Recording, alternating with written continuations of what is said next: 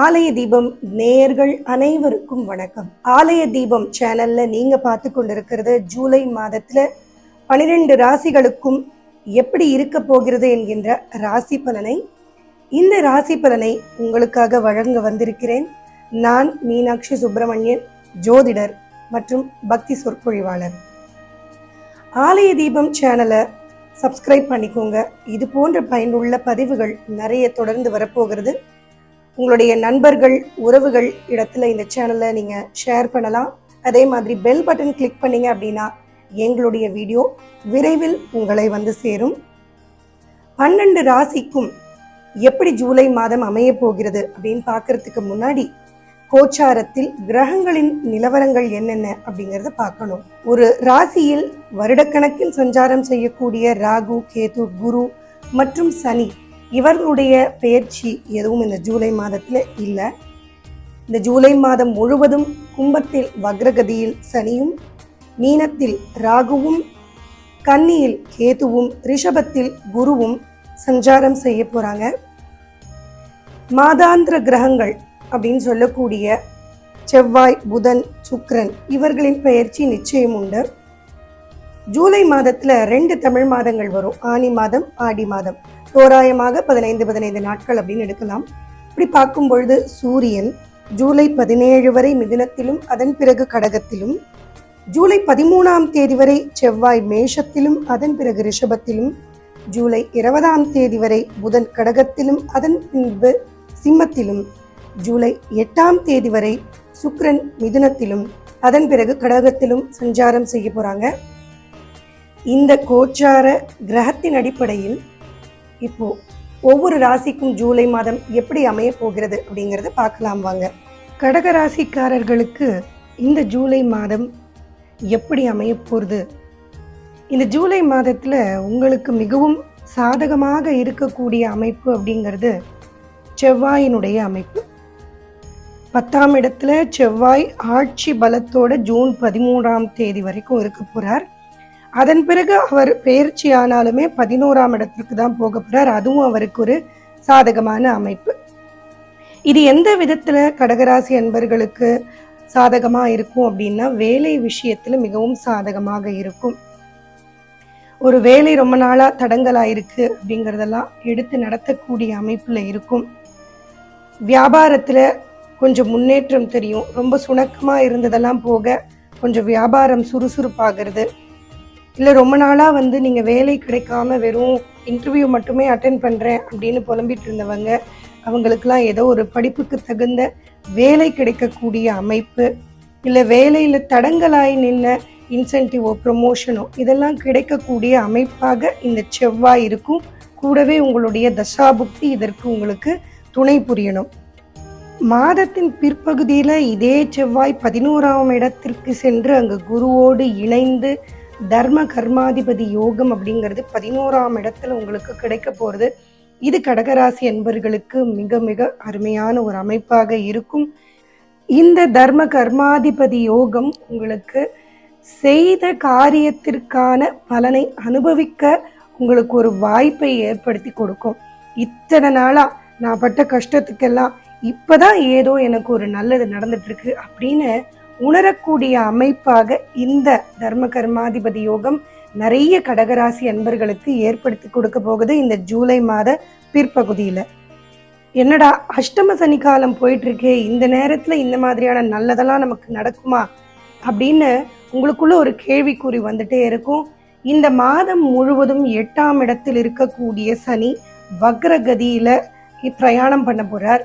கொஞ்ச நாளைக்கு உங்களுக்கு இந்த அஷ்டம சனியின் தாக்குதலை குறைத்து கொள்ள போறார். அதனால ஒரு பாஸ் எடுத்த மாதிரி, ஒரு பிரேக் எடுத்த மாதிரி இந்த நேரத்துல உங்களுக்கு எதெல்லாம் நல்லது நடக்கணுமோ, தசாபுக்தி காலங்கள் நன்றாக போயிட்டு இருக்குன்னா டக்கு டக்குன்னு கொஞ்ச நாள்ல இந்த விஷயங்கள்லாம் நடந்தேறக்கூடிய அமைப்பாக இருக்கும். அதே மாதிரி கடகராசி அன்பர்கள் நிறைய பேருக்கு இந்த சனி வக்ர காலத்துல வேலை மாறுதல் அப்படிங்கிறதும் நிறைய பேருக்கு ஏற்பட வாய்ப்பு உண்டு. ஒரு இடத்துலேருந்து இன்னொரு இடத்திற்கு மாறி போய் அங்கே வேலை பார்ப்பது அப்படிங்கிற அமைப்பு நிறைய பேருக்கு ஏற்படும். அதே மாதிரி 9ஆம் இடத்தில் ராகுவும் இருக்கிறது அப்படிங்கிறது வெளிநாட்டு பிரயாணத்தை நிறைய பேருக்கு ஏற்படுத்தி கொடுக்க வாய்ப்புகள் உண்டு.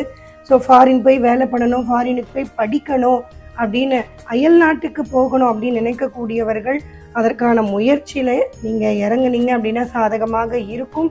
அதற்கு முதல்ல உங்களுடைய சுயஜாதகத்தில் அதற்கான வாய்ப்பு இருக்கா அப்படின்னு செக் பண்ணிவிட்டு நீங்கள் இந்த நேரத்தில் நீங்கள் முயற்சிகள் பண்ணீங்க அப்படின்னா நிச்சயம் கை கொடுக்க சாத்தியக்கூறுகள் அதிகமாக இருக்குது. இந்த மாத தொடக்கத்திலேயே ராசிக்குள்ள சுக்கிரன் வரார். அந்த ஜூலை 8ஆம் தேதி அவர் வந்த பிறகு கடகராசி அன்பர்களுக்கு இதுவும் ஒரு சாதகமான அமைப்பாக இருக்கும். ஏன்னா உங்களுடைய வசதிகளை நீங்கள் அதிகரித்து கொள்றதுக்கு முயற்சிகள் பண்ணுவீங்க. வண்டி ரொம்ப நாளாக மக்கார் பண்ணிகிட்டே இருக்குது, இருந்தாலும் சர்வீஸே விடுறதுக்கு டைமும் இல்லை, அதுக்கான கையில் பணமும் இல்லை அப்படின்னு ஏதோ ஓட்டிகிட்டு இருந்தீங்க. ஆனால் இந்த மாதத்தில் பார்த்தீங்கன்னா அதுக்குன்னு நேரம் ஒதுக்குவீங்க, அதுக்குன்னு பணத்தை ஒதுக்குவீங்க, உங்கள் வண்டியெல்லாம் சரி பண்ணிப்பீங்க. அதே மாதிரி வீட்டில் இருக்கக்கூடிய ரிப்பேர் ஒர்க்ஸ் எல்லாம் பண்ணிப்பீங்க. வீட்டிலையும் வசதிகளை அதிகரித்து கொள்வீங்க. இன்டீரியர் டிசைனிங், வீட்டை அலங்காரம் பண்ணுறது, இதெல்லாமும் பண்ணக்கூடிய வாய்ப்பு உண்டு. பெண்கள் குறிப்பாக ஆடை ஆபரண சேர்க்கையில் ஆர்வம் அதிகமாக இருக்கும். தங்களை மிகவும் அழகுபடுத்தி கொள்றதுல அவங்களுக்கு ஆர்வம் அதிகமாக இருக்கும். எல்லா இடத்துலையும் தன்னை பிரைட்டாக காமிச்சிக்கணும் அப்படின்னு அவங்க அதற்காக அதிகம் செலவுகளும் செய்வாங்க. அதற்கான நேரத்தையும் அவர்கள் ஒதுக்குவார்கள். எல்லாம் இருக்குது, ஆனால் இது வரைக்கும் நான் அதை அனுபவிக்கலை அப்படின்னு இல்லாமல் எல்லாத்தையும் அனுபவிக்கக்கூடிய யோகத்தை சுக்கிரன் உங்களுக்கு கொடுக்க போகிறார். இதே சுக்கிரன் உங்களுக்கு 11ஆம் அதிபதியாகவும் வரார். 11ஆம் அதிபதி உங்களுடைய ராசிக்குள்ளேயே வரும் பொழுது உங்களுடைய அபிலாஷைகள், ரொம்ப நாளாக இந்த விஷயங்கள் எனக்கு நடக்கணும் அப்படின்னு மனசுக்குள்ளேயே இருந்த விஷயங்கள், தசாபுக்தி காலங்கள் உங்களுக்கு அற்புதமாக போயிட்டுருக்குன்னா நிச்சயம் சுக்கிரன் உங்களுக்கு நடத்தி கொடுப்பதற்கு வாய்ப்புகள் அதிகமாக இருக்கும். அதே மாதிரி சுபகாரியங்களில் ஏதாவது தடைகள் ஆயிருந்தது அப்படின்னா அதெல்லாம் இந்த சுக்கிரன் ஆனவர் ராசிக்குள்ள நுழைந்த உடனே நிவர்த்தி செய்து கொடுத்து விடுவார். எல்லாருக்கும் நிறைய பேருக்கு தடங்கலான சுப நிகழ்வுகள் இல்லங்களில் திருப்பி எடுத்து நடத்துவீங்க. திருமணம் போன்ற பேச்சுவார்த்தைகளும் கைகூடி வரும். கெட்டி மேளம் கொட்ட போகுது நிறைய கடகராசி அன்பர்களுக்கு. அதே மாதிரி வேலையிலும் உயர்வை கொடுக்கக்கூடிய அமைப்பு இந்த ராசிக்குள் சுக்கிரன் நுழைஞ்ச உடனே கடகராசி அன்பர்களுக்கு நிச்சயம் உண்டு. இத்தனை நேரம் இத்தனை விஷயங்கள் அற்புதமாக கடகராசி அன்பர்களுக்கு சொல்லியிருக்கேன். இப்போ ஒரு சில விஷயங்கள் கடகராசி அன்பர்கள் இந்த ஜூலை மாதத்தில் கவனமாக இருக்கணும் அப்படின்னா அது என்னென்ன விஷயங்கள்னு இப்போ நான் சொல்ல போகிறேன்.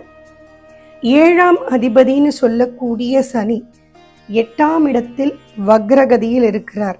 இது அஷ்டம சனிக்கு வேணா ஒரு நிவர்த்தியாக இருக்கலாம்.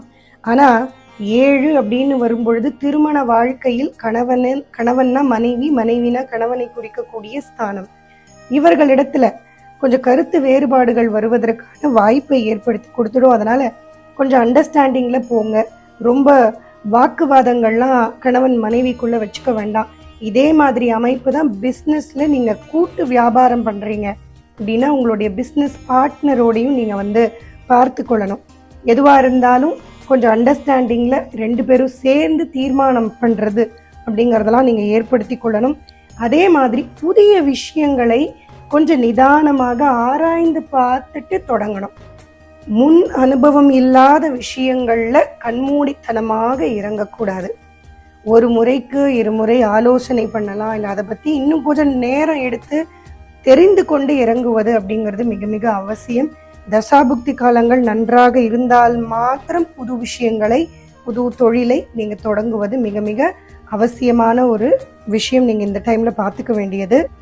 அதே மாதிரி இங்கே 7ஆம் அதிபதி வக்ரமாக இருக்கும் பொழுது 3இல் கேது அமர்ந்திருக்கக்கூடியது உறவுகளிடையே பிரச்சனைகளை ஏற்படுத்தும். கணவன் மனைவி மாத்திரம் இல்லாமல் பொதுவாகவே உறவுகளிடையே ஒரு சலசலப்பை ஏற்படுத்திவிடும். அதனால் பழகும் பொழுது, பேசும் பொழுது உறவுகளிடத்தில் கவனமாகவும் நிதானமாகவும் பேசி பழக வேண்டியதை இந்த ஜூலை மாதத்தில் கடைபிடிக்கணும். இந்த மாத தொடக்கத்திலேயே புதனானவர் உங்கள் ராசிக்குள்ளேயே இருக்கார். ஜூலை 20ஆம் தேதி வரைக்கும் இருக்க போகிறார். அதே நேரத்தில் சுக்கிரனுமே உங்களுக்கு 8ஆம் தேதி ராசிக்குள்ளே வரார். இந்த அமைப்பு மாணவர்களுக்கு அற்புதமான அமைப்பு. படிப்பில் ஆர்வம், படிப்பில் நிறைய விஷயங்கள் தெரிஞ்சு கொள்வது, இதெல்லாம் அற்புதமாக பண்ணக்கூடிய அமைப்பு. 11ஆம் இடத்தில் 9ஆம் அதிபதி அமர்ந்திருக்காருன்னு பொழுது உயர்கல்வி படிக்கக்கூடிய மாணவர்களுக்கு கூட இந்த மாதத்துல நினைத்ததை அவர்கள் பெறக்கூடிய அமைப்பாக இருக்கும் மாணவர்களை பொறுத்த வரைக்கும். ஆனா இந்த புதனானவர் கடகராசியை பொறுத்த வரைக்கும் 3-12ஆம் அதிபதியாக இருந்து ராசிக்குள்ள நுழையிறதுனால அவ்வப்போது சில அலைச்சல்களையும் அலக்கழிப்புகளையும் கொடுக்கறதுக்கான சாத்தியக்கூறுகளும் உண்டு. இது வரைக்கும் கடகராசி அன்பர்களுக்கு இந்த ஜூலை மாதம் எப்படி இருக்குன்னு கேட்டீங்க. இப்போ கடகராசி அன்பர்களுக்கு சந்திராஷ்டம நாட்கள் என்னன்னைக்கு அப்படின்னு பார்க்கலாம். ஜூலை மாதம் 23ஆம் தேதி காலை 9:20க்கு தொடங்கி ஜூலை மாதம் 25ஆம் தேதி காலை 10:45 வரையிலும் இருக்க போகிறது. மீண்டும் அடுத்த பதிவில் சந்திக்கிறேன். நன்றி, வணக்கம், ராம் ராம்.